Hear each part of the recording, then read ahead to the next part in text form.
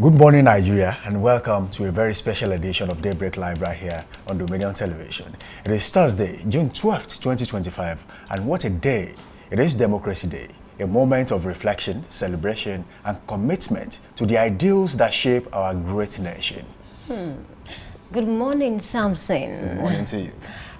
Good morning, Nigeria. We are thrilled to be with you on this historic day, a day that reminds us of the courage, resilience, and unwavering hope of the Nigerian people. I am Oluwayemi Adelakun. And I am Samson Balogun. Together, we are bringing you 2 hours of engaging conversations, top headlines, in-depth analysis, and powerful storytelling, all in the spirit of democracy and national unity. Coming up this morning, we begin the day break news. The top stories shaping our world, your city and your community will bring you updates from the presidency, the National Assembly and regional governments across Nigeria. Then we go to the newspaper headline review and analysis, where we will dive into the front pages of what the papers are saying today and what they really mean for you. The papers and out of the press, and so is our expert breakdown. And for our big story segment today, we go in depth with an x-ray of the June 12, 1993 presidential election. That historic election remains a pivotal moment in Nigeria's democratic journey. We revisit the hopes, the heartbreak, and the legacy of that vote with insight from political historians, eyewitnesses, and exclusive archive material.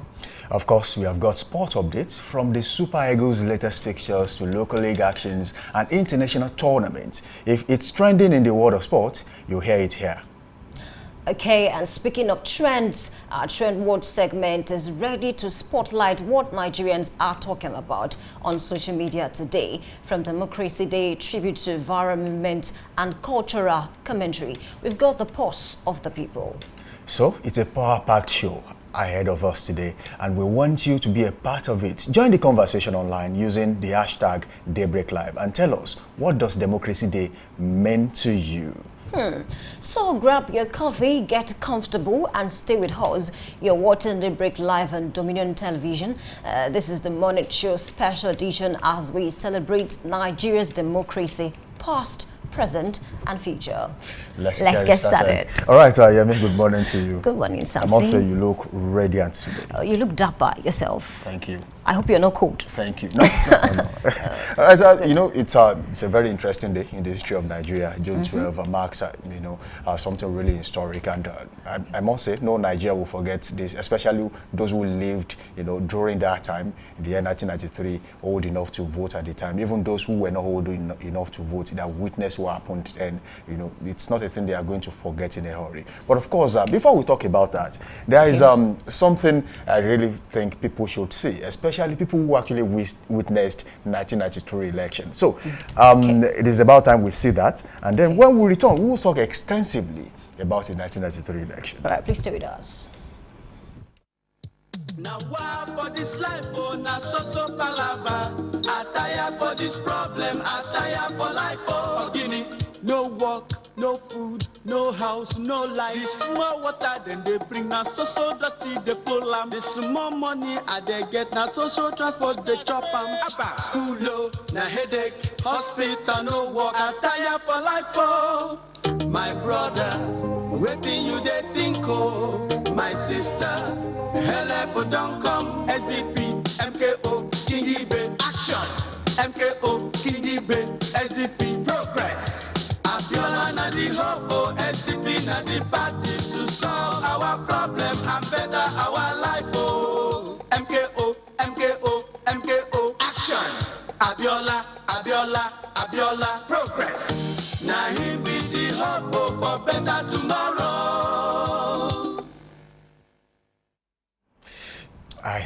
I just hope Nigerians have seen that. Okay, because actually I was not around at that time, but then I spoke You heard to stories. Yes, and I spoke to some persons in a form of interview, and then I was told that this particular jingle and quite a number of other ones were very popular, especially in Lagos at that time, because a lot of TV and radio stations, were in Lagos compared to other parts of the country. And then he said to me that most of the things that were used to campaign in that jingle was what actually happened. I mean, electricity was epileptic. I mean, people did not have access to, hospital facilities and quite a number of things. And then he also mentioned the fact that he cannot actually remember, the political jingle of the other person. I mean, NRC, Bashir Tofa, because this one was everywhere. And then he also said that people voted across party lines, regardless of the fact that, MK Abiola was, from the southwest, even won, the state of, Bashir Tofa, that's Kano State. He won in 19 states, and then quite a number of things happened. Well, the question is what actually happened. Because if we talk about the election, how popular the jingle was, and how popular the candidate at the time was, we should also talk about what exactly happened. The Nigerians are asking this question up till today. Exactly. Okay, what happened? Why was MK Abiola not, declared president? And of course, why did he eventually declare himself president that led to his arrest? And of course, the time he spent in jail. But at this time, if Nigerians were tired at the time, okay, despite the fact that we still hear stories of 50s, 60s, they were saying Nigeria was so good at the time, and then down to even in the 70s, there was oil boom. Yeah, I mean, so if there were complaints then, how much more of now? So if you are juxtaposing the past and present, which one is better? Because most Nigerians who actually witnessed what happened then, and of course are still here now, they will tell you a lot of stories about, yes, we witnessed it, we know how Nigeria was then, and then what is happening now. If we are going to draw the lines, governance, why was MK Abiola the president Nigeria never had? Okay, so I think I read some articles that talked about this even before the election. The Association for a Better Nigeria, and then that was led by a man called Otto Nzeribe. He obtained an injunction that that was supposed to stop the election from holding at the time. But then the NEC did not listen to that, and then the election, held. And then the election did not just capture the attention of Nigerians alone, but observers even abroad. And then the election held, and then when the results were being announced, we were told that Abiola won in 19 states, but he was not declared the president. As a matter of fact, there was another injunction that was obtained by this same association, and then the announcement had to stop at the time. So it was soon after that the then head of state IBB had to annul the election, and that led to protests across the country. That even himself was forced to resign at some point. Yeah. So I feel like just like what you said, that even if things were bad then, so what can we say about now? A man wrote a book one time, John Campbell, who once visited Nigeria, and then he titled the book "Nigeria Dancing on the Brink." 2010. At the time. 2010. So can we imagine if he was to write a book in 2025? What will you title? Where is Nigeria now? Exactly. So where exactly is Nigeria dancing? I don't even know. I don't even know if Nigerians are still dancing. The cliff or already off the cliff? I don't know. So it's a lot to talk about actually. All right, we are going to unpack that. When we get to the big story, because there is a lot to talk about as regards to the 1993 election. Yeah. But of course, you should look forward to that. There's a lot to unpack on this show this morning. Don't forget you can be a part of the conversation by linking up with us on all social media platforms. On YouTube, it is at Dominion Broadcast. Make sure you subscribe to that channel, and of course on Instagram, Facebook and TikTok it is at Dominion Broadcast. Even on LinkedIn and on X, formerly Twitter, it is at Dominioncast. You can also watch us live on our website www.dominion.org.ng. That brings us to an end on this segment this morning. We now head straight to our news desk, and when we return we go straight into newspaper headlines. We'll be back after this time out. Just stay with us.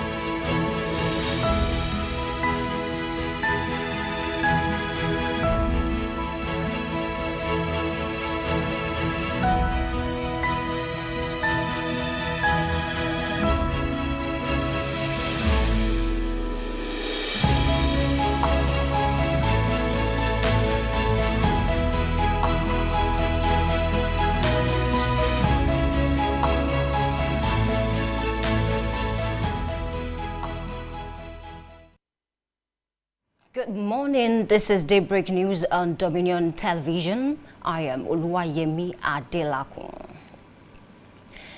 The presidential national broadcast of President Bola Tinubu earlier scheduled for 7 a.m. in commemoration of Democracy Day on June 12 has been cancelled. This was contained in a statement by the Director of Information and Public Relations, Segun Imuosen, on Wednesday. According to the statement, this is due to the President's scheduled attendance at the National Assembly's joint session on Thursday. Tinubu is, however, expected to deliver his address at the National Assembly. Former presidential aspirant under the People's Democratic Party, PDP, Dele Momodu, has expressed concern over the current state of Nigeria's democracy, warning that the country is sliding back into what he described as civilian dictatorship. The PDP chieftain lamented the erosion of democratic values, adding that those who fought and died for democracy, particularly during the June 12 struggle, would be heartbroken if they could witness the current state of the nation. He lamented the erosion of democratic values, especially in the lead-up to this year's Democracy Day. The Court of Appeal in Abuja struck out 2 motions filed by the President of the Senate, Godswill Akpabio, and awarded cost of 100,000 naira against him. A 3-member panel of the appellate courts, presided over by Justice Aman Baka, struck out the motions following the request for withdrawal of the appeal by him. The motions listed Akpabio as the appellant. The respondents were Senator Natasha Poti-Dwagan, the clerk of the National Assembly, the Senate, and the chairman of the Senate Committee on Ethics, Privileges and Public Petitions, Senator Neda Imaswam.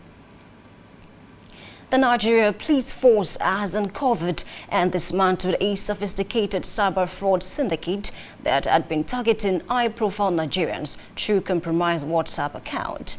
And the press release issued and signed by the Police Public Relations Officer, ACP Olumuyiwa Adejobi, said that the syndicate was exposed following an official complaint on April 14, 2025. The complaint led to an intensive investigation by the National Cybercrime Center of the Nigeria Police Force. According to Adejobi, using advanced digital forensics, the cyber intelligence team traced fraudulent activity across several Nigerian banks, freezing illicit funds worth millions of naira.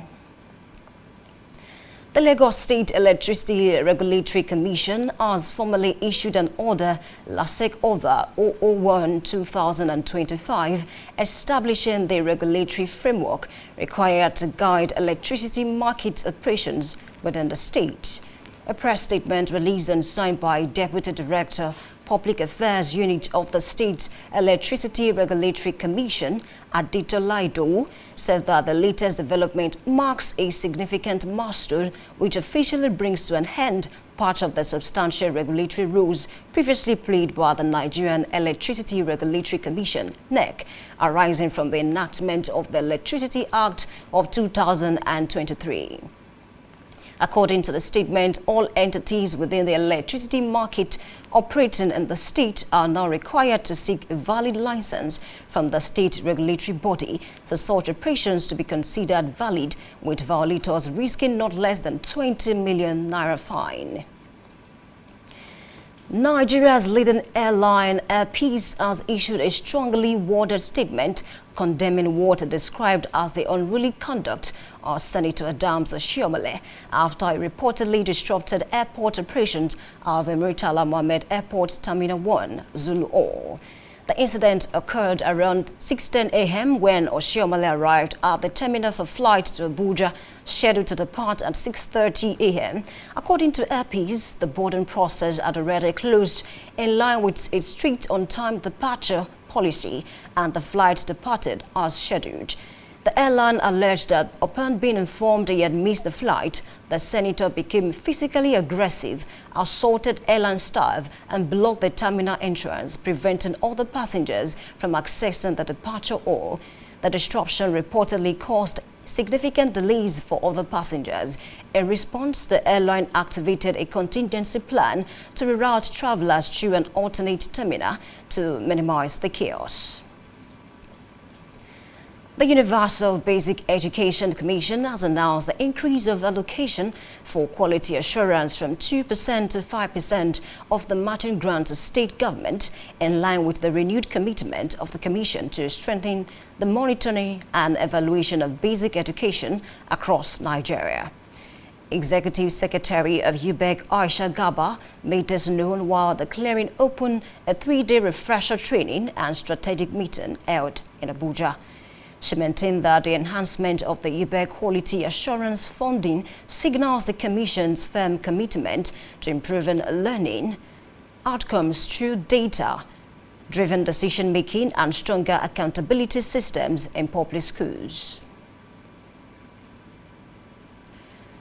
The world's largest trader of liquefied natural gas, Shell, has reviewed plans to add up to 12 million metric tons of additional capacity in Nigeria, the United Arab Emirates, UAE, Canada, and Qatar between now and 2030. According to reports, it is not stated the exact quantity the IOC intends to churn out in Nigeria in the period under review. However, Nigeria has chosen gas as its key transition fuel and named the 2022-2030 period as Decade of Gas in a bid to monetize its 280 trillion cubic feet of gas reserves to drive industrialization, create jobs, and generate revenue.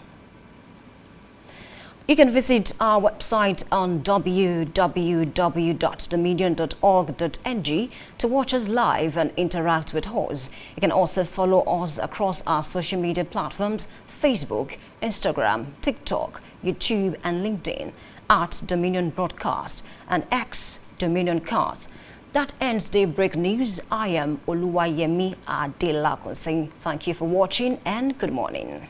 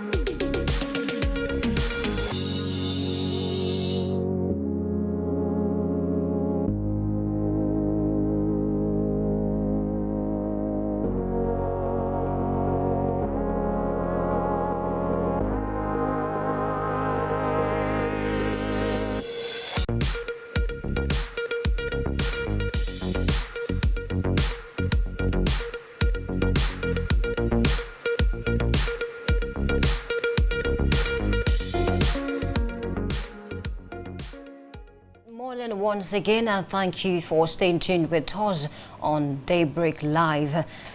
This is the segment where we take you through the headlines across the dailies, and soon enough, we do some analysis on some of the top stories. My name is still Oluwayemi Adelako. Starting with the Nigerian Tribune this morning, I have the banner headline that says, Tinubu to Wike, we will welcome you to APC whenever you decide. That headline asks these riders, inaugurate Arterial Road 16, other infrastructure in Kentampi district of Abuja. President achievement render political opponent ineffective. That's coming from FCT Minister. Now let's talk about it. Quite a number of analysts have said that it is possible that at some point Wike will move from the PDP to the APC, and then a lot of persons are saying even currently that he's still a member of the PDP. They feel he's doing some things to sabotage the party, make the party weak, and then he's still staying with PDP because he feels like at some point, even if the APC might encounter some issues, he can easily just connect back to his normal party. But I would love my analyst this morning to help me make sense of this particular story, because the president is saying we will welcome you to APC whenever you decide. I also saw an headline talk about the fact that the president also said to Wike that he should not mind the busybodies and the bystanders, that he should continue what he's doing for the administration. I mean, quite interesting. I would love us to talk about it soon enough. Moving on to another headline, I have this one that says, June 12th anniversary, Anyoko Nwachukwu, Governors Sheosani, Ezekiel Sili, Falano, Agbakoba, others to hold tribute session at MKO's Ikeja residence. I mean, today is a popular day in the issue of Nigeria, and I recall that initially, May 29 used to be the Democracy Day, but the administration of, Buhari had to change it, and then June 12 became, the new Democracy Day in Nigeria. And then quite a number of celebrations were happening today, and then even the president of Nigeria, we were talking about this particular, June 12th anniversary today at 12 o'clock. So moving on to another headline this morning, I have this one that says federal government cancels June 12th Democracy Day parade as Tinubu addresses joint NAS session today. I spoke about that just now. The initial, address, early morning address was cancelled, and then the president, will be, talking at the NAS, we'll be addressing the joint NAS session today. So moving away from that, I have another headline that says credibility of 2027 election already at stake. Nigeria drifting towards one-party system. That's coming from TMG.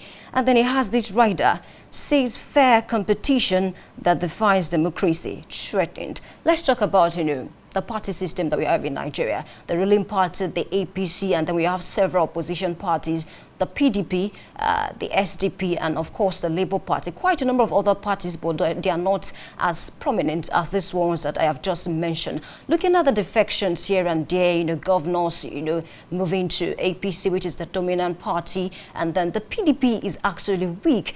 Recall that Ayodele Fayose recently talked about the fact that PDP, is no longer PDP, looking at how the party started with a national outlook, won several elections, and then, looking at what is happening currently. And then a lot of persons are actually saying it is possible Nigeria might become a one-party state. I do not actually agree with that, but I feel like there might be, some coalitions here and there. Some, opposition parties might merge ahead of the 2027 elections. But however, that's just a mere speculation. We cannot tell. It might happen and it might not. We might talk about this with the analyst when he comes on board.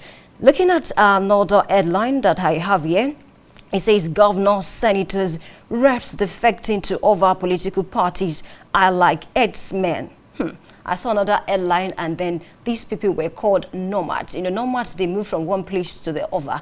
A lot of these people, a lot of governors that have moved from one political party to the other have like several reasons. Just like, Governor Eno said that he moved to APC to feel numbered and counted. I also have this feeling, I've been thinking about it for a while now, that is it possible that these governors are moving to APC because they want to align with the central party? Because I recall in 2015, I spoke to an elderly man, and then he said to me that we should vote for a particular candidate. People should vote for a particular candidate because he's a member of the party, same as the president. And then he feels like if the governor of the state is in the same party with the president, it's better that way. So I want to ask a question. Maybe when my analysts come, why is it that we cannot have a state governor from another political party and then things will still go perfectly well and have like a good relationship, a symbiotic relationship, with the central and then the president? We might look at that, soon enough.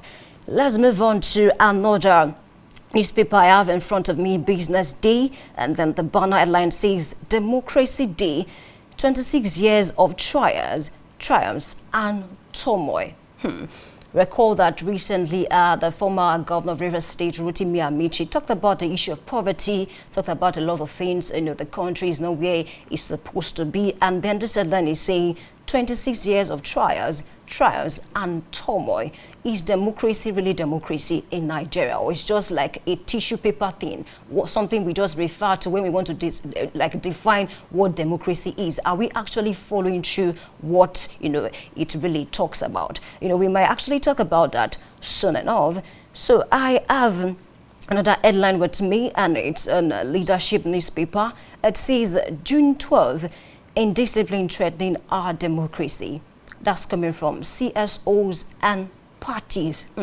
Indiscipline threatening our democracy. I just spoke about democracy now. So apart from indiscipline, are there other things that are actually threatening the democracy of this country? Can we talk about independence of the judiciary? Can we talk about the people themselves? Just like I said yesterday, to make this country a better place is not just about the government. The people must be involved as well. We must all come together to say we want to make this work. So we might actually look about this indiscipline threatening our democracy. Is that the only thing that is actually threatening the democracy of Nigeria, or do we have some underlying issues that are not quite open to the public? And that we might just unpack that as well this morning. Moving on to New Telegraph, I have this headline that says Democracy Day, Tinubu cancels parade to address Nigerians from NAS today. I already talked about that this morning. I also have this headline that says Musk says he regrets some Trump post. This issue is quite a serious one, because if you have been following through, before the election, how Musk supported Trump and the likes, and then he coming out to say that he is regretting some of the posts he made concerning Trump. If anyone had told me that this relationship will be, in this state, at this particular time, I might have argued, but, we can never tell. Their relationship might bounce back, in no time.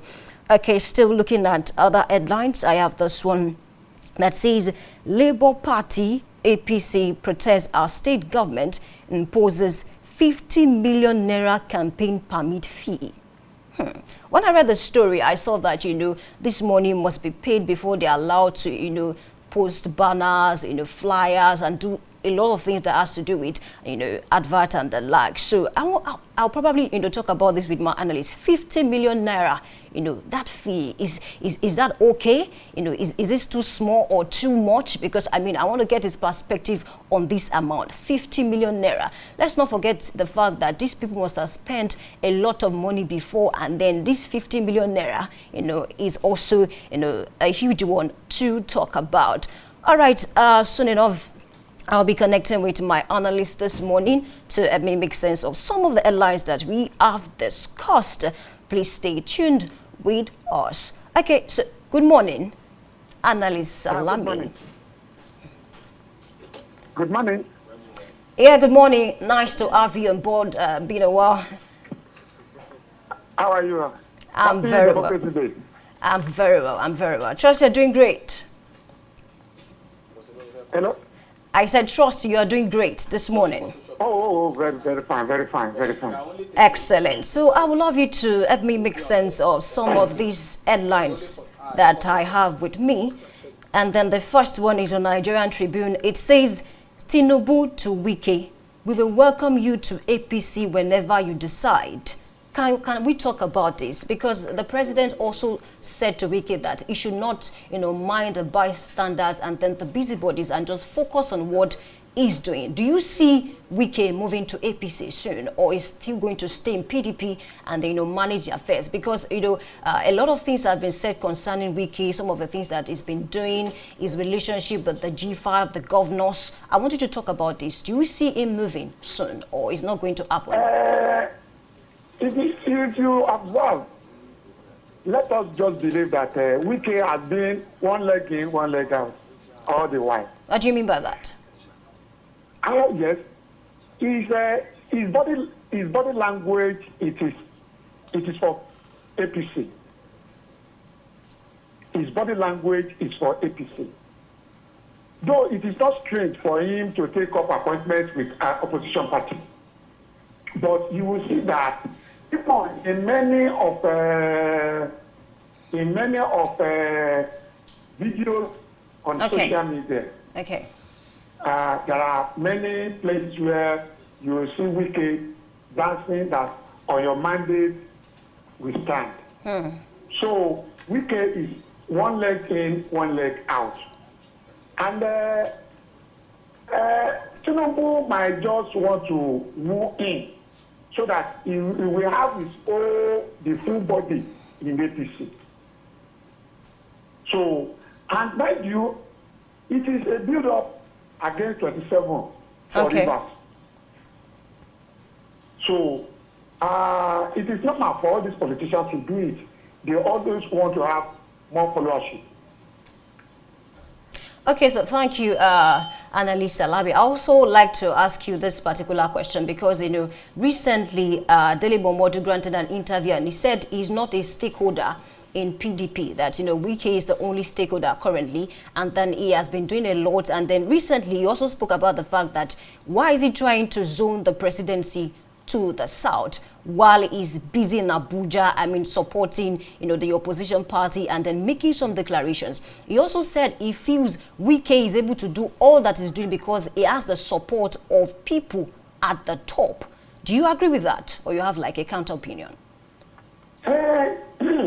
I will agree with it because Wike is not an island. All what Wike is doing is having some backing of some very strong people. So Wike is not acting alone. So I quite agree with him. Okay. So why do you think he's actually hard, for some of his activities, especially in the party, to be tamed at some point? Because some persons have come out to say it's like Wike is too big, to talk to. He does things, he doesn't really care. It's just what I just said now. Okay. After 2019 general election. Okay. All the big wigs in PDP, they went on the ground. It was Wike that held that party, that held it up. So, and Wike had gotten more supporters, both in the south and in the north. So whatever he's doing now, there are some strong members that is still behind Wike, and that is why it is very possible. Okay, let's look at this. The G5 that they formed, Wike is only leading them. There are other 4 governors that are behind him. Yes. While there are many other senators that were behind them. So it will be very difficult until when they are able to weed those strong members that is behind Wike before they can pull Wike down. So Wike will be very difficult to be evicted from PDP. All right, thank you. So we look forward to that, whether Wike is going to move to the APC or not.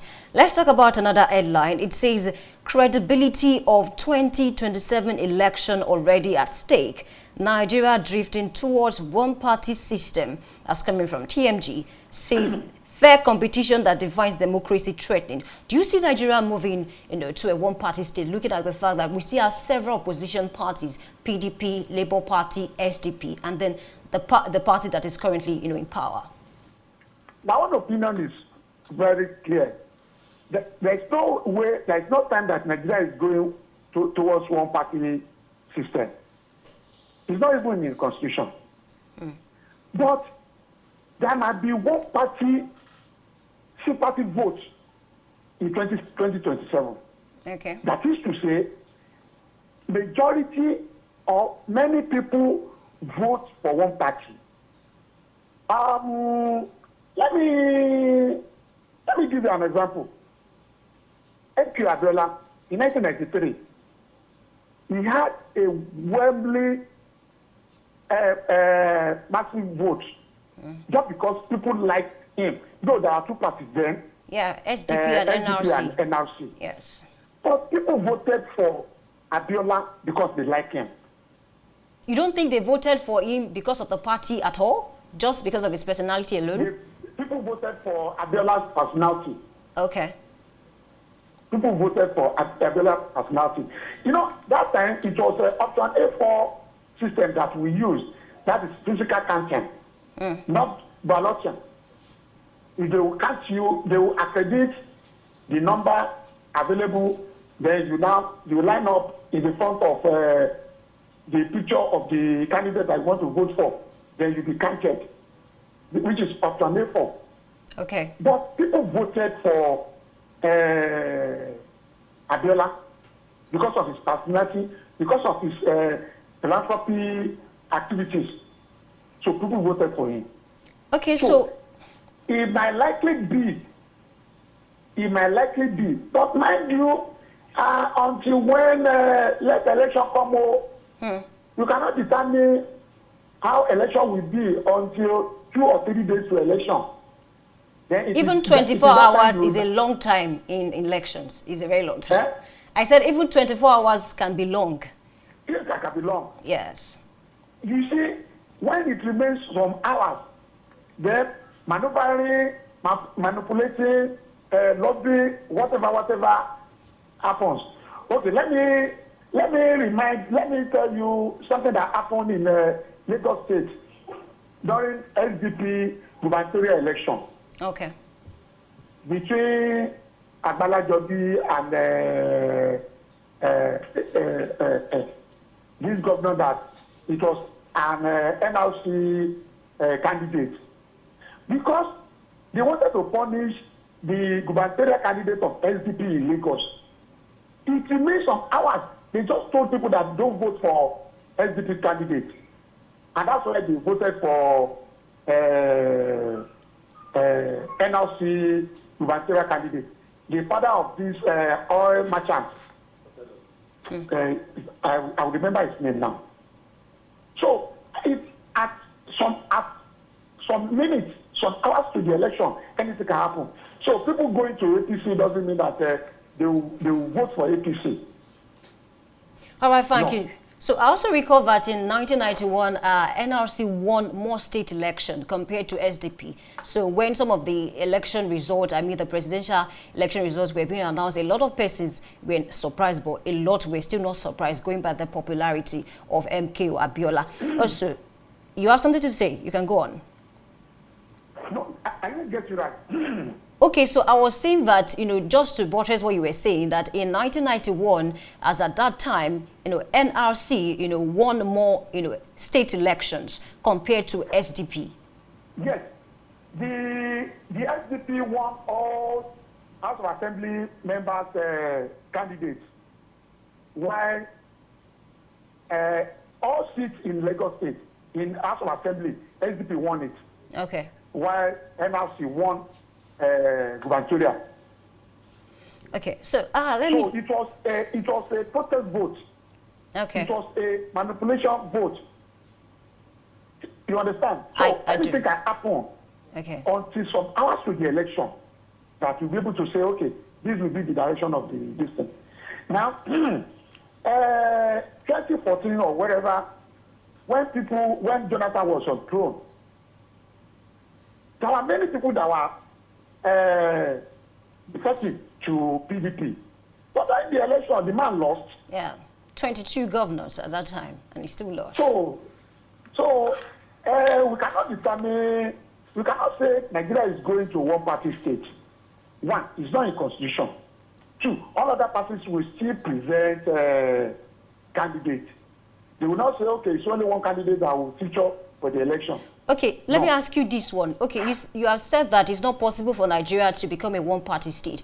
But can it come to a situation whereby we have like two dominant parties? Do you see, you know, the two major opposition parties coming together, just like what we had, you know, in '93? You know, there was the NRC and SDP, though they were other, you know, parties, but they were not as prominent, you know, as these two parties. Do you see the PDP and the Labour Party, you know, coming together at any point in time?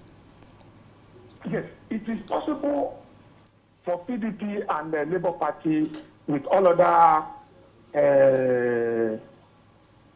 political parties to merge. Okay. To form a very formidable, strong district to face APC. But with the way people are saying, it's like they want to have a three-party vote for Ashwaju. And it might be a decal, you understand? Okay. So it might be Majolo Wajimu. Now that a lot of governors are supporting. People might decide to want to be very funny. So we will not say it's going to be, there will be one party system voting. It's going to be multi-party voting, but there can be massive vote for one candidate. All right, we look forward to that. Okay, let's also talk about this headline that says June 12th, indiscipline threatening our democracy. That's coming from CSOs and party, you know. I want you to talk about that. Do you think indiscipline is the only thing that is threatening our democracy? Can we also talk about, you know, our leaders? Can we talk about their activities? Because a lot of people will say it's an African thing. Africa countries are going through a lot because of the leaders, you know, because of the people as well. So can you talk about this? Is it just indiscipline, or there are other, you know, reasons for this? Are you saying about June 12th election, Abi? Yeah, I'm talking about the June 12th. Because there's an headline here that says indiscipline threatening our democracy. Because today is democracy. They initially used to be May 29, and then the then President Buhari had to change it, and then June 12 is the new one. June 12 has betrayed Nigerians since 1993. If somebody can contest for an election and he won willingly, but he was denied, that is a betrayal. I don't see any other betrayal that is more than that. But at the same time, June 12 has brought in a better thing for Nigeria. What's that? In the sense that, if not because of the annulment of June 12, military were not ready to go. It was the opposition, activists of the opposition. You know, Radio Kudirat was formed. Many things were formed against the military regime then. That is why they were forced. They were forced, though eventually death silenced Abacha. You understand? Okay. But it was not easy. So it was June 12 that brought in the Fourth Republic. All right, thank you so much. In as much as we have quite a number of, you know, things to do on this program, I'm going to bring you on board next time. But we do hope that when next we'll call you, you are going to grace this program with your presence.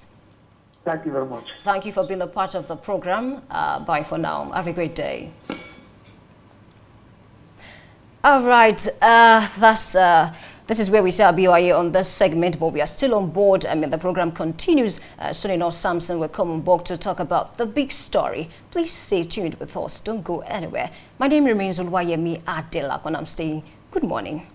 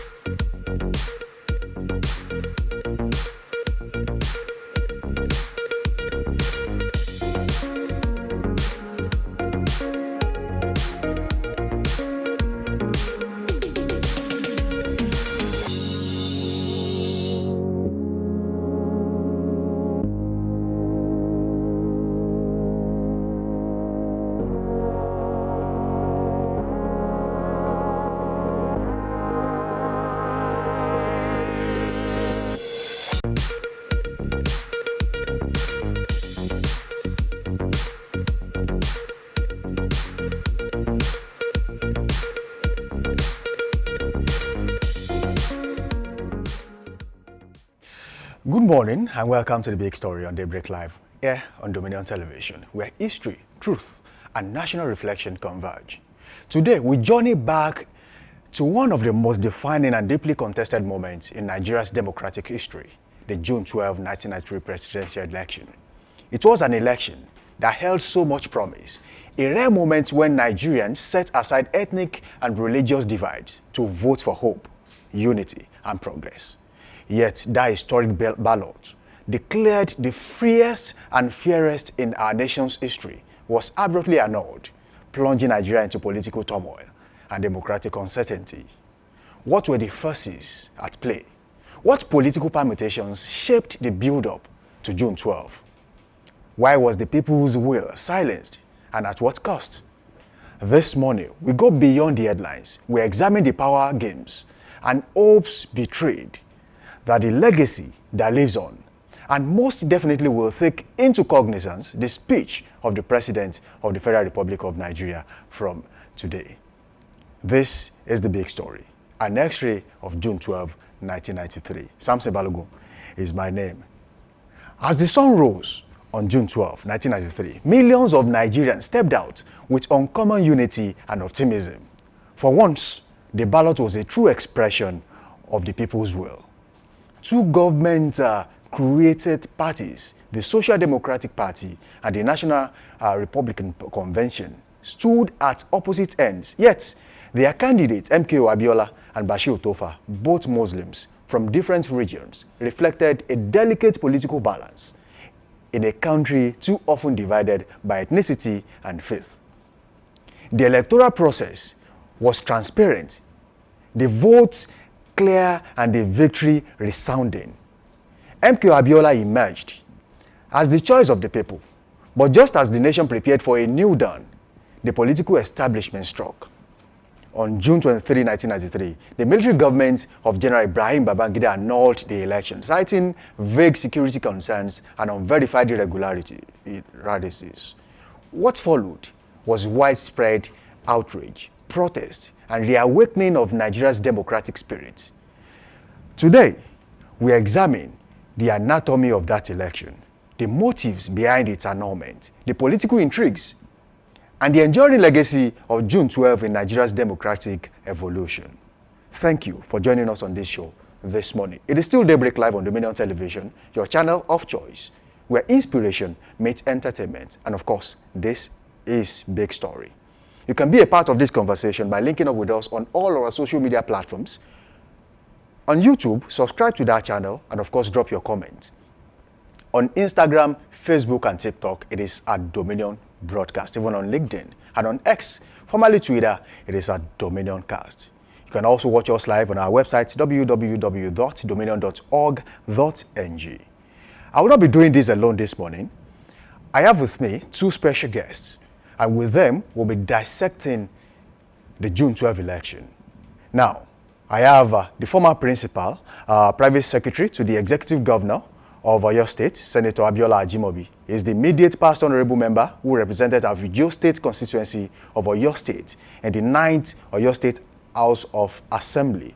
And of course, is the founder of Seyi Adisa Development Initiative. His name is Honorable Seyi Adisa. He's with me in the studio this morning. And of course, I have Sam Nwoko, who is a publisher and editor of the Nigeria Tribune. Good morning to you, Honorable Seyi Adisa. Thank you very much. Good to have you on the show. It's good to be here. You look, handsome and absolutely amazing this morning. Thank you very much. And of course, Sam Nwoko is with me in the studio. Thank you. Good morning, viewers. Good to be Taking here. a critical look at the June 12 election, a lot happened before then. It was said that Nigerians were tired of the military rule, so they chose to come out en masse to vote. The option A4 was adopted. Nigerians were seen queuing behind their favorite candidate. But of course, something struck, something happened. The permutations and of course the combinations that made the military ruler at the time annul the election. Some people are still asking questions still today. But of course, can you walk us through what actually happened before the 1993 election, Honorable Seyi Adisa? I think you said it in the intro.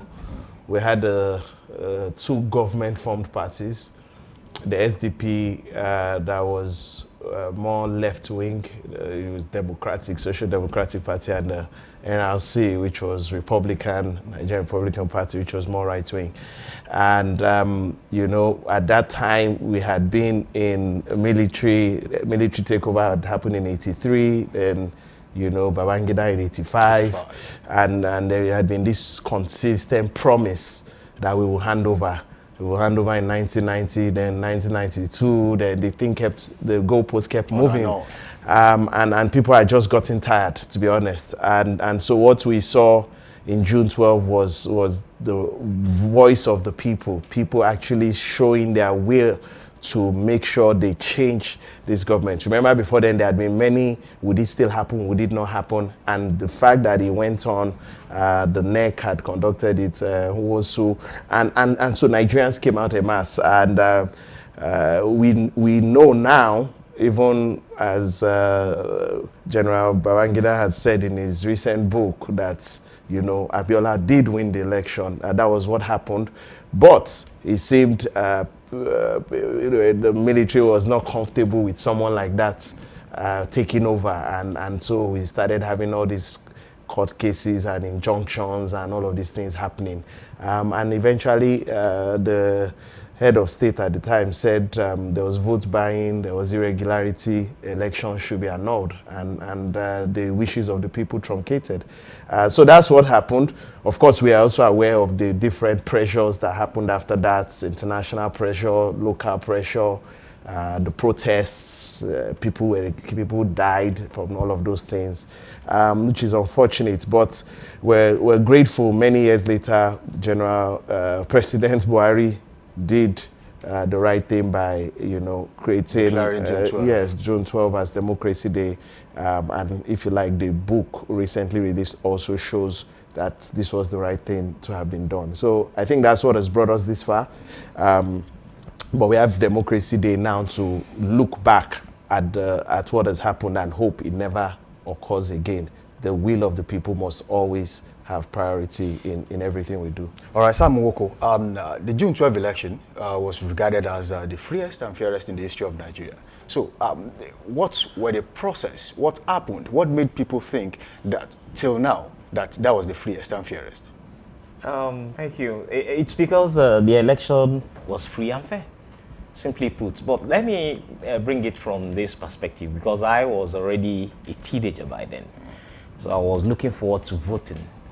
And of course, at some point, we even tried it among ourselves by queuing behind ourselves, you know, but that's by the way. Now, the election was straightforward. In fact, in some cases, when it happens that your candidate is not available, they will put a picture of your candidate right there. And so at Emmanuel College Primary School in Samonda, Ibadan, we saw this happen. We saw our parents, you know, in fact, people, I'm trying to tell you how free and fair this was. There were two political parties as stated, NRC and SDP.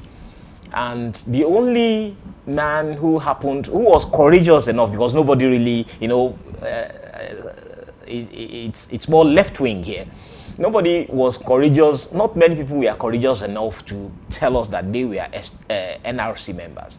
So the only man who happened to be the representative of the NRC in my community, in my voting unit, did not find more than two people behind him. His wife and his son. The man, we call him Baba Shoemaker. I remember very well because we play ball, we play sets there nearly every Sunday. So the other candidate, who was not, his own unit is somewhere inside Agbo, but his photograph was there, and everybody queued behind him. I saw my mom struggling to join the queue early enough so that, you know, everybody wanted to be counted. People came out. The prospects were very, very high. You know, the Hope 93, which Abiola sold, was well accepted. And his program, the campaign, what's it called now? Politicians? Manifesto, thank you very much, was very, very promising. It was well accepted. It's entitled Farewell to Poverty.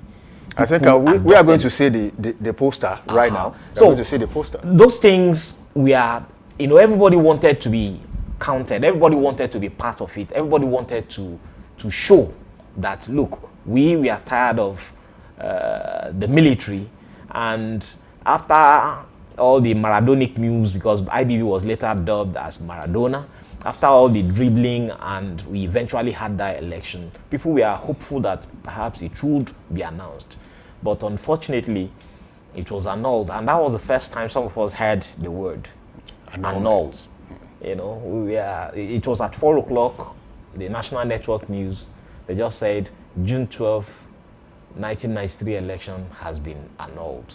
So we ran home. There was no internet to go look what does the word You were looking annulled for a dictionary. mean. We had to look for a dictionary, and no, it triggered some level of reactions, and people are still reacting to that election till today. Now, Honorable Sheyi Adisa, there are insinuations that up till now, there are foreign forces, foreign influence on the Nigerian election. Did that happen in the year 1993?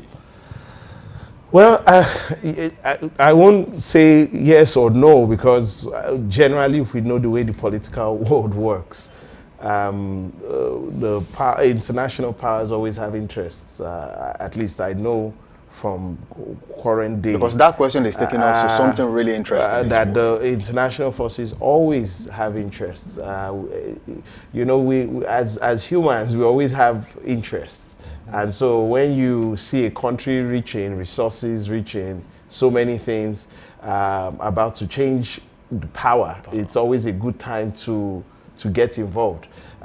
In international domains, you have international lobbyist groups that go into countries and back a candidate, fully back a candidate. So in 1993, I was 10 years old.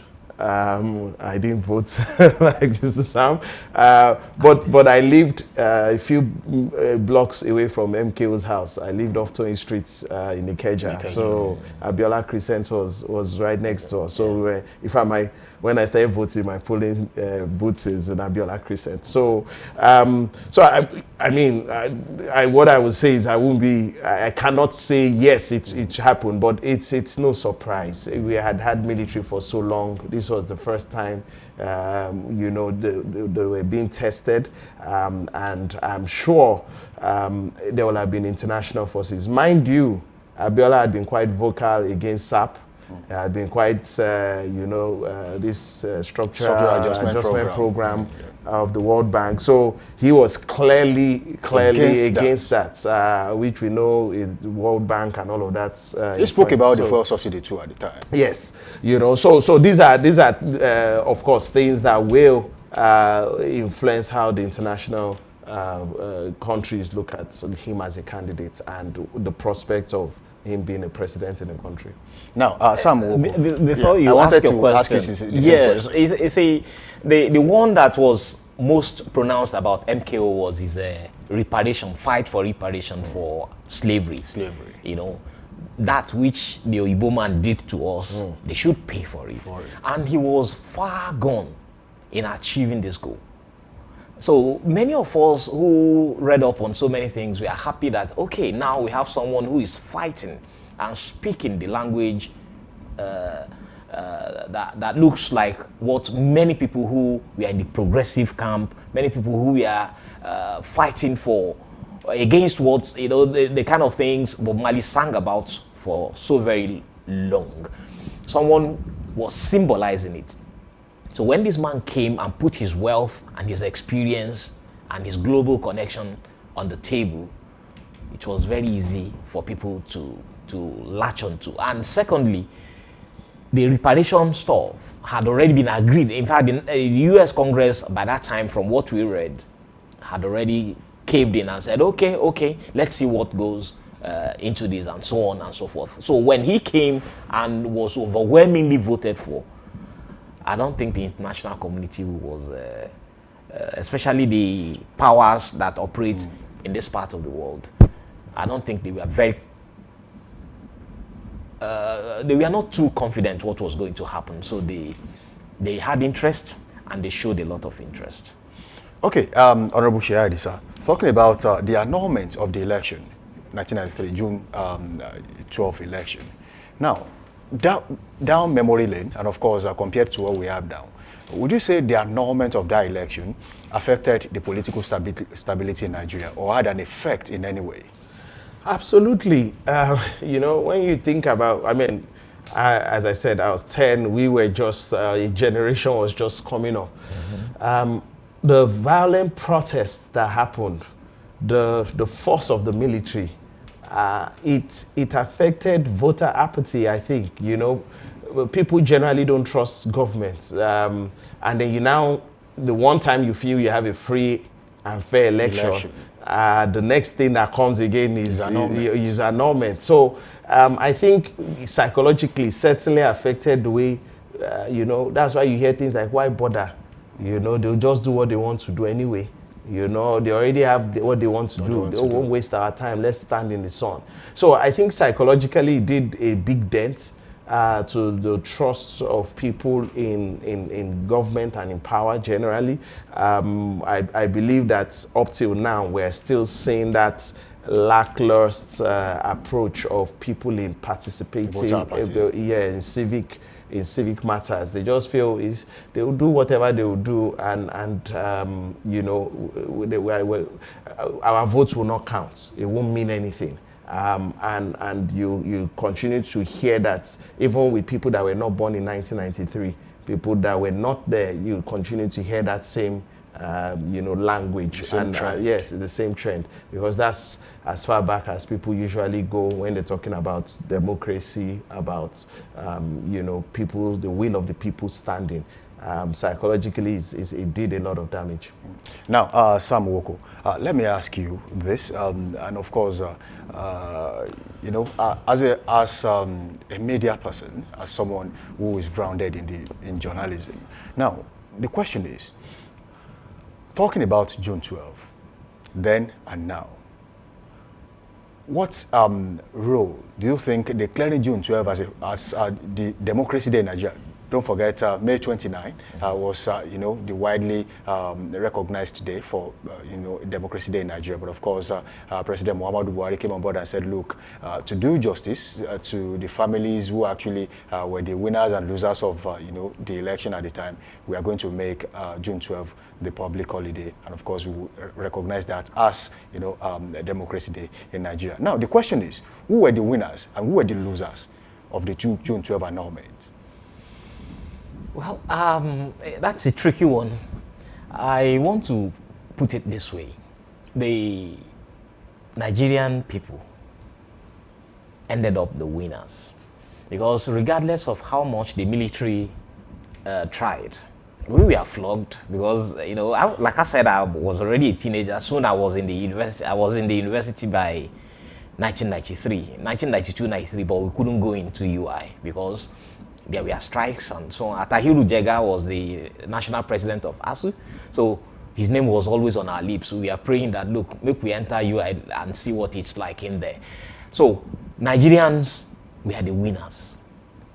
The losers, yes, it may appear temporary, but the losers are those people who tried to subjugate the will of the people, who tried to take away what belongs to the people, and those who supported them.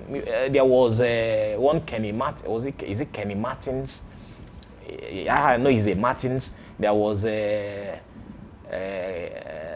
Kanu, I'm trying to remember his first name now. They were organizing marches to make people think, to make us, you know, what I would refer to as make-believe marches, to say people have removed their minds from June 12.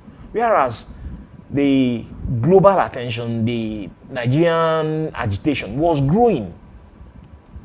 You know, in order for them to keep these things under wraps and keep the people quiet, no, it didn't happen. But instead, you had more agitations everywhere. I remember very well that people were killed in Ibadan here. There was a time General Abacha was returning from somewhere. I think he landed at the airport on his way to Odogbo. At Gbagi Market, people were shouting, Abacha, you know, there was this rage against him. And they opened fire. and shot a lot of people. And you know, just like that. So some of us who participated in Aluta and eventually found ourselves, you know, growing out of that until Obasanjo came in 1999 and so on and so forth. Nigerians showed resilience, and this is why we are here today discussing June 12, giving, you know, plausible and giving positive comments on some people and passing negative comments on some others. There are people you wouldn't want to associate with because of what they were then, people that were openly made pariah. Nigeria was declared a pariah state then.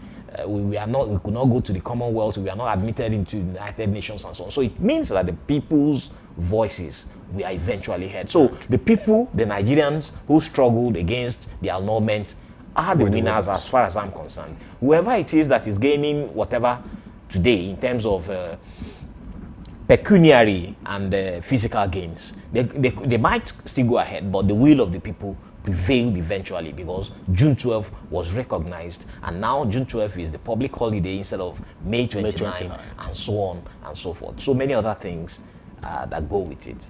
Now, let's scratch beyond the surface. Talking about the June 12 election, that was a time when MKO Abiola was a Muslim. His running mate was a Muslim, but nobody complained. They came out and voted.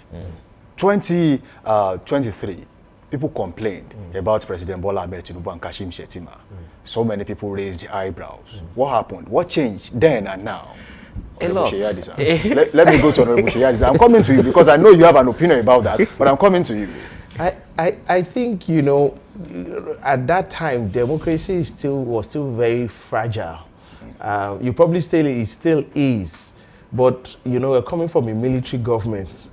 I understand Abiola got into SDP like a month before. You know, it wasn't as if it was so there was still a lot of skepticism. You're not even sure it will hold, let alone start saying, I don't want this person, I want this person. The process and of you know, getting candidates out, the party, the internal party democracy, and all of those things, it was very different then than it is now. Democracy has matured a lot more. Democracy has become more almost all-encompassing, at least from the party system. And people are more knowledgeable. We have the media, people see what's happening. And then just generally, the tensions as well within the country. The common enemy was the military then. Now people, we're looking at what interest works for us best. So a lot has changed.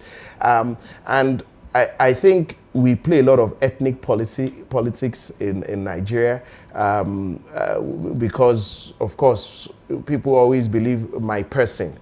But your person may not be the person to deliver. They may not be the one to deliver.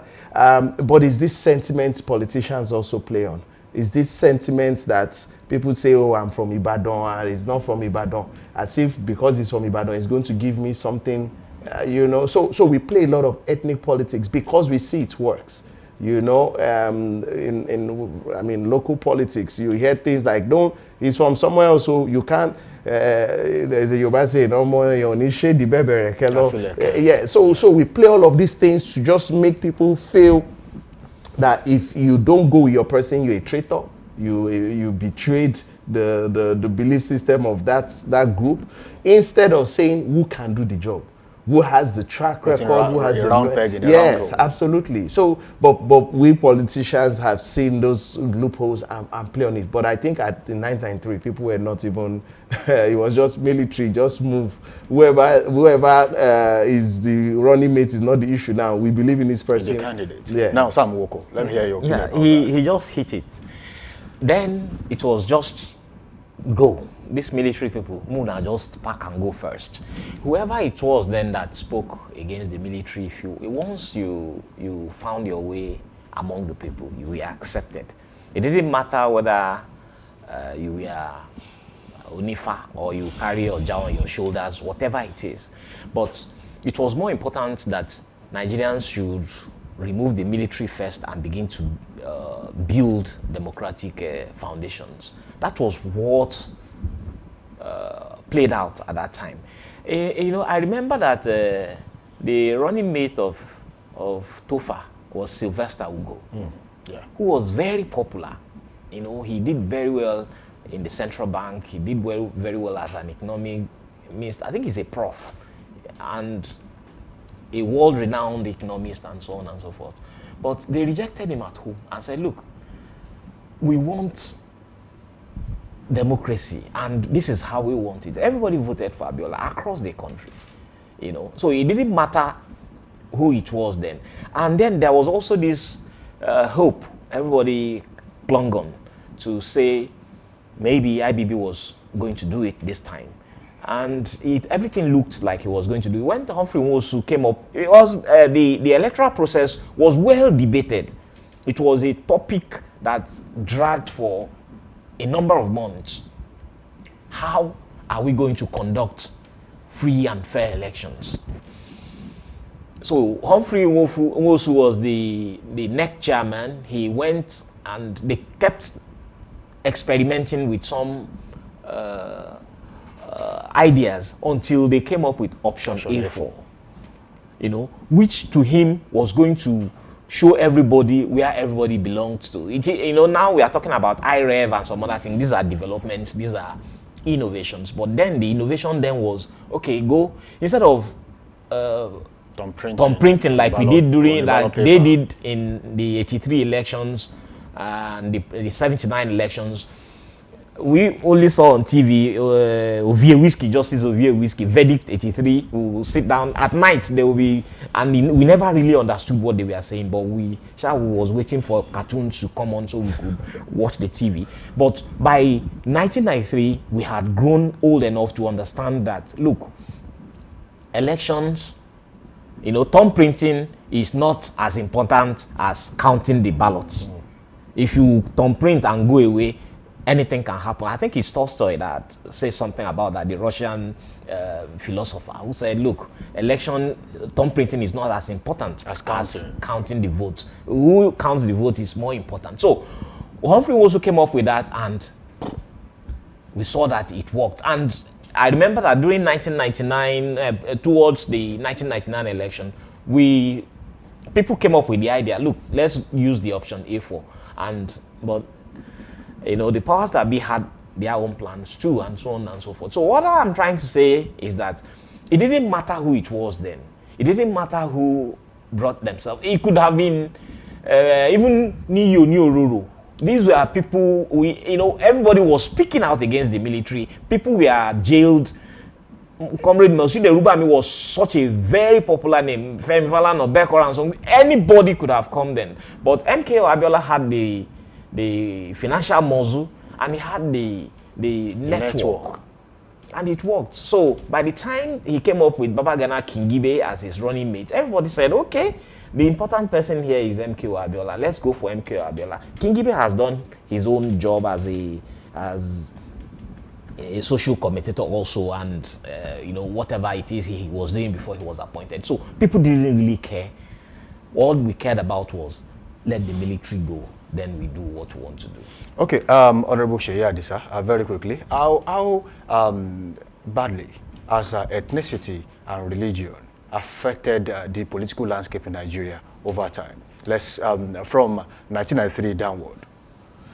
I think what people believe is acceptable, at least let it be, you know, perception. Sometimes they say is reality. The perception is there should be a balance. You know, because when you believe a Christian and a Muslim, for example, using those two religions, are both on the ballot paper, then your views will be represented. That is an assumption. I believe that it doesn't always work out that way. I for one, I'm very big on merit. I'm very big on the person that can do the job. Usually you don't ask the pilot of the plane which religion he is before you fly the plane. But like I said, there's you know, there are many things before an election. and people play on the fears of people. So you say they want to, say for example, turn the state into an Islamic nation. That will immediately erupt fear from other religions that are not Islamic. And if you say, oh, they're trying to turn the country into a Christian state, you will get that. So it's always that. So that's why there's that perception that if you have both major religions on the ballot paper, that would stop. But we also know that it doesn't always work like that. You can have somebody that is a Muslim, okay, let's use President Bola Ahmed Tinubu. Before the elections, they kept saying Muslim ticket. I don't know if anybody today has any reason to have a fear that Nigeria will be Islamatized, despite the fact we have two Muslims as president and vice president. I think it's part of the gimmicks that are being played. I do understand why there's a perception of fairness, but I think we should look past religion. We should look past their track record. If somebody, for example, if I bring a Christian ticket, let's flip it around. But I know that these people are fair, they are balanced, they are this. It should be more important than me picking a Muslim that will not offer anything. All right, Sam Nwoko, if MK Abiola had been allowed to govern Nigeria, how do you think the democratic trajectory of Nigeria would have been right now? You're making me to dream.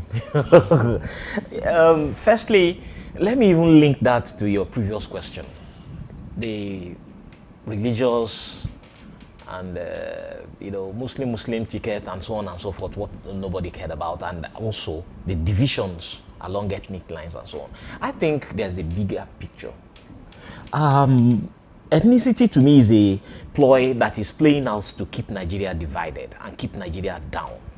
I believe that if Nigerians unite, given the kind of vibrancy and youth in this country, the youth population and the ideas that flow from here, if Nigerians unite, this country will be an unstoppable force. So keep the country divided along with whatever you can lay your hands on, ethnicity, religion, economics, whatever. Keep the country divided so that you can exploit its resources. I believe that is what is playing out in the bigger picture. And because of all these ethnicity discussions now, people have ceased to see the good in their fellow man. I like what Honorable Seyi Adisa said. He is a stickler for quality. If you can do it, let him do it. He doesn't care where the person comes from. If you are flying Air India today, be sure you are going to be flown by most likely a Hindi. So that doesn't come into play until you land the plane. So if MKO Abiola had been the president, well, for those of us who were on the streets then, we felt there were results already, because they said Naira was very strong, and a lot of economics interplay was taking place, and we felt it was because MKO Abiola was elected, and the pressure on Nigeria eased so much. By pressure, I mean the political pressure, but the military still had its grips. So if Abiola had been the president, I'm sure we wouldn't have been where we are today, because he was widely accepted and he was strongly believed in. Okay. And just to say, it's like when the Nigerian Super Eagles are playing. Yeah. Nobody cares about if he's from the north or from the south. We are just one nation, and just to corroborate what Sam said, that you see, that is the power that we should always see. Yes, I don't want to go into all the conversation of decentralization and all of that. Yeah. I believe as federating states, everybody should have their autonomy, but the big picture is that we're stronger together. And there are many things we can do in the Southwest and many things we cannot do in the Southwest, which you can leverage on the strength of other parts. But again, like Mr. Sam said, there is a ploy to continue to keep us looking down at the smaller... All right, very quickly, in 20 seconds, what message do you think Nigerians should take away from the event of June 12 election, especially young Nigerians? In 30 seconds, very quickly, sir. I think we should continue to look back, reflect, and find how to build to go forward. Many times we never like to look back, and I think it's always a mistake. I think we always sort of hide the past and think we can go forward. No, we should look at the past, learn from it, and build forward. And especially the younger generation, we should understand the cost of democracy. We should understand how much has brought us here, and then, you know, fight for building it forward. We've heard people say military should come back, all of that. It's because people don't know the past. You know, look at the past, learn from it, and let's build forward. Sam Nwoko, very quickly. Yes, I think we shouldn't lose hope.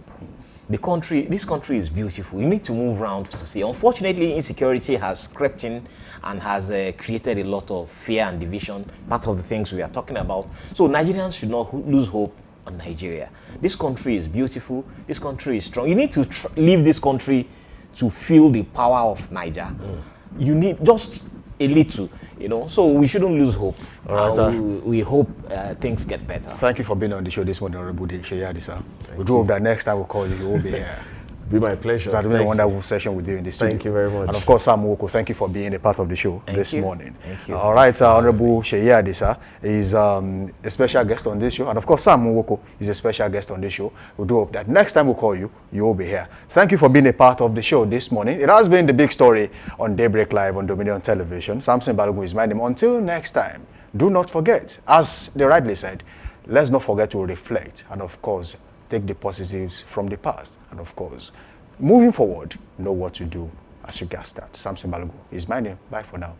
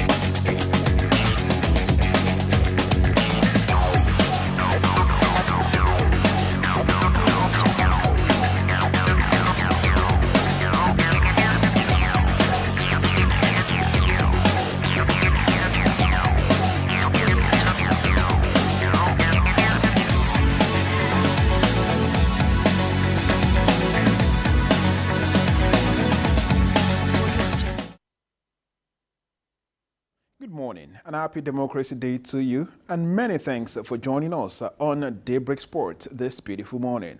My name is Boluwaji Ogumola. Let's kickstart from Ibadan this morning and talk about a grassroots revolution that started on Sunday in the city of Ibadan, where it was a historic gathering, at the Lekan Salami Stadium on Sunday, as former Nigerian players, former Ibadan professional players, home and abroad, came together at the Lekan Salami Stadium on Sunday to play a novelty match and, of course, start something special in the city of Ibadan. Yes, let me inform you that a number of the players, as you can see on your screen, came together they reunited for that novelty match to launch a grassroots football revival initiative in the city of Ibadan. The match saw legendary players including Mutiu Adepoju, Dimeji Lawal, Ike Shonomu, Edith Agoye, Duke Udi, Bayo Adigun, Benga Okunowo, Femi Okpabome, and Topo Obideyi returned to the pitch.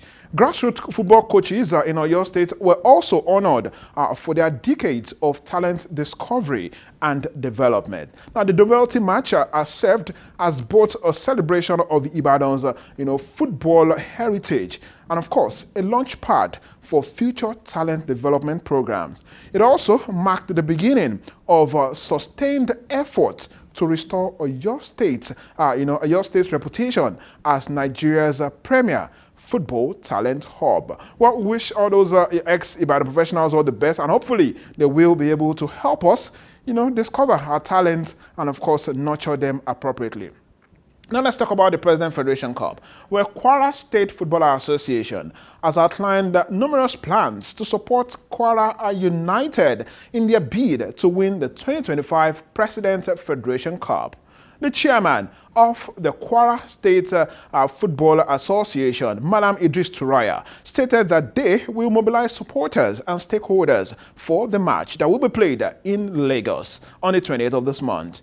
Turaya emphasized that the media must play a role, media in the state must play a role, a very big role in ensuring that the team achieve its objective. Kwara United will lock horns with NNL side Abakaliki Football Club at the Mobolaji Johnson Arena, Onekon, Lagos, later on this month. Well, we wish the two teams all the very best. That's Abakaliki United and Kwara United.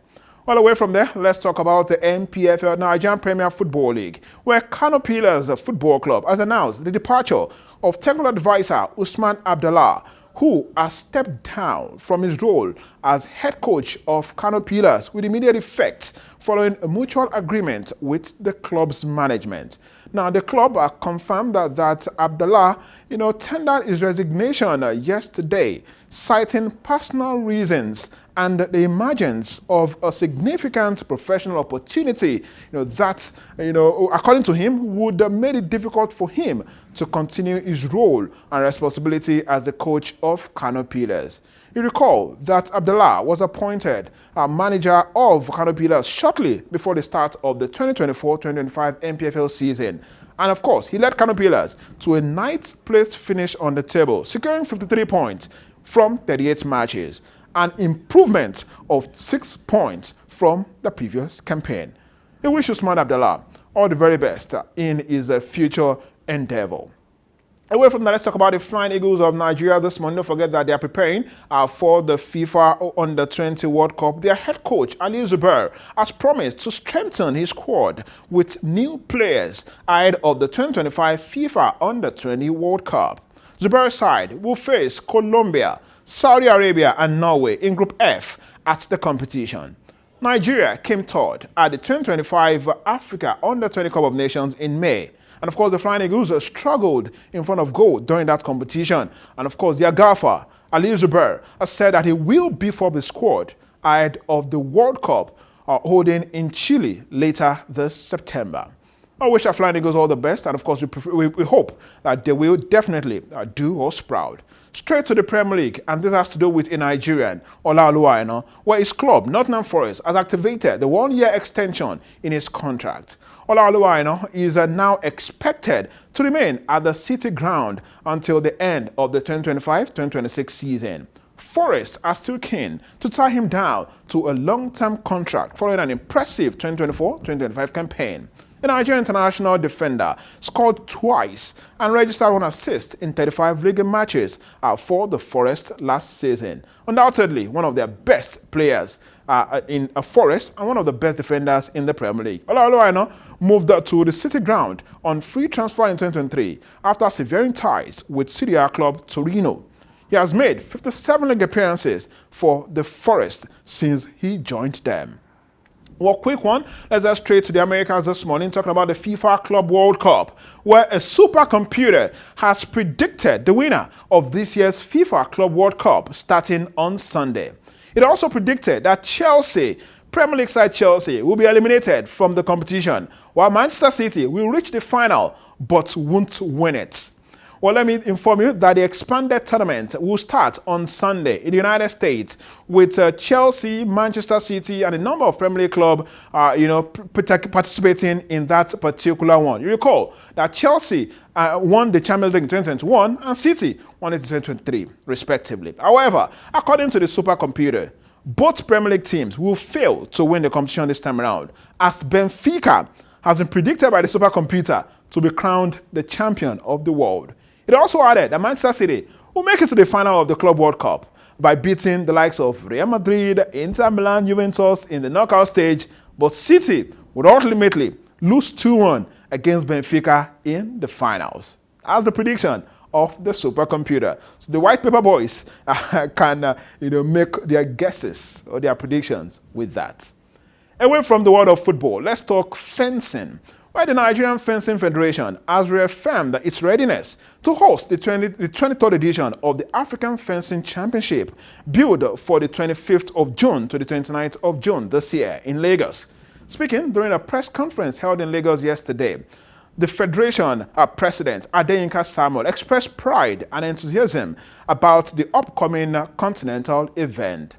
Well, the president of the Federation, Olayinka, also revealed that the 26 African countries have confirmed their participation in the tournament, with over 200 athletes expected to compete at the continental competition. The championship will be held at the Charter House in Lagos, the same venue that successfully hosted Nigeria's first ever fencing World Cup last year.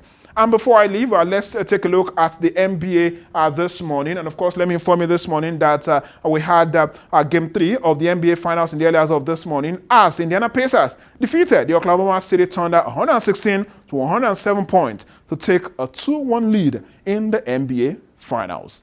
And that's sports this beautiful morning. My name is Boluwaji Ogumola. Thanks for watching.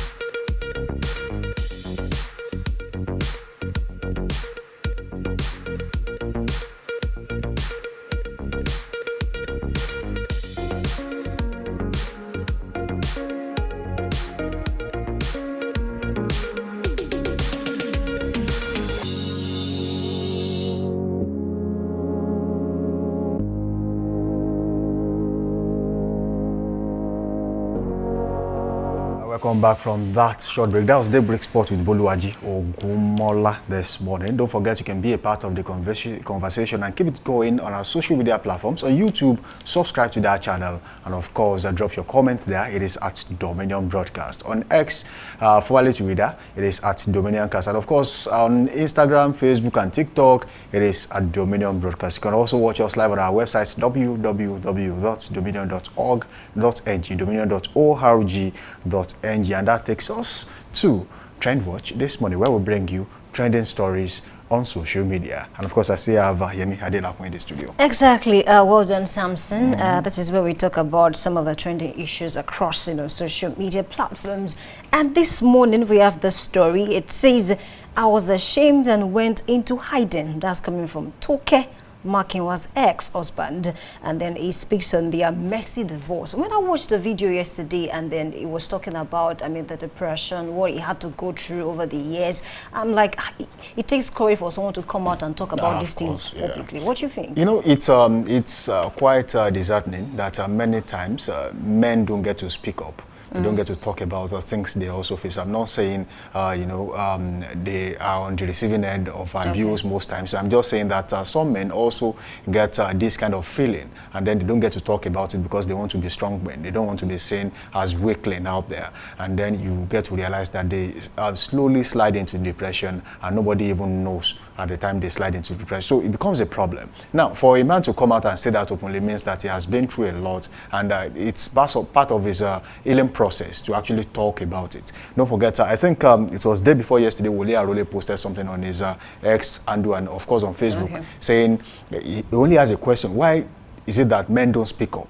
They tend to bottle up sometimes. Men now speak up. These days, yeah, we are seeing more of them coming out to say, look, I faced this, I faced that. But then it should be a regular thing. If you are having, you know, a crisis in your relationship, you feel like some other people can actually learn from it. It's not a bad idea to actually come out and say it. But then being a strong man, proving to be a strong man, bottling up, you know, so many issues can actually lead to depression. And it's just a sad one that he had to go through all that before he eventually spoke about it. Okay, let's also talk about the ex-wife, Toke Makinwa. I think she released a memoir in 2016, Unbecoming, and then she talked about the struggles, because I learned that they got married in 2014, and then they had to, you know, separate in 2015. It was a big one. And then she also talked about her struggles. There was a time she tweeted on X and said when she heard about what happened with her ex-husband, she almost was unable to breathe for like 20 minutes. And then the husband coming out to talk about his own struggles too. But one thing I like to say is when issues like this happen,